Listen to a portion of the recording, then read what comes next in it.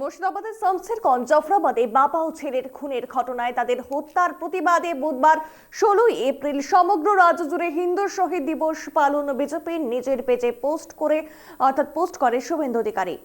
আরো বিস্তারিত কথা বলবো এই নিয়ে টেলিফোন লাইনে রয়েছে প্রতিনিধি ত্রয়ন। এই যে ঘটনা, যে বাবা ও ছেলের খুন, তার ফলে প্রতিবাদে সমগ্র রাজ্য জুড়ে হিন্দু শহীদ দিবস পালন বিজেপির, আর কি জানা যাচ্ছে এই বিষয়ে?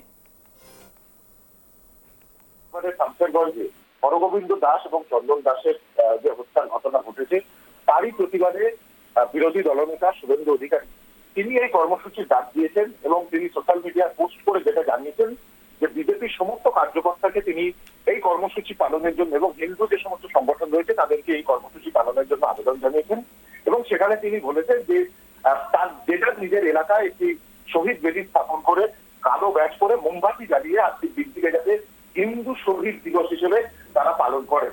এবং এখনো পর্যন্ত যেটা খবর পাওয়া যাচ্ছে শুভেন্দু অধিকারী নিজে কলকাতায় সকালে এই কর্মসূচি পালন করবেন, সম্ভবত বিধানসভায় তিনি এই কর্মসূচি পালন করবেন এবং বিকেলে নন্দীগ্রাম তার বিধানসভা কেন্দ্রে এই কর্মসূচি তিনি পালন করবেন।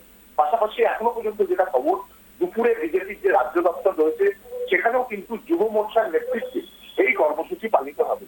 এখনো পর্যন্ত এমনটাই জানা যাচ্ছে যে শুভেন্দু অধিকারীর যে আবেদন, সেই আবেদন মোতাবেক সারা রাজ্য জুড়ে বিজেপি কর্মী সমর্থকরা আজকের দিনটিকে হিন্দু শহীদ দিবস হিসেবে যেমন পালন করবেন, পাশাপাশি বিজেপি রাজ্য দপ্তরেও কিন্তু এই কর্মসূচি পালিত হবে বলে এখনো পর্যন্ত সূত্রের খবর।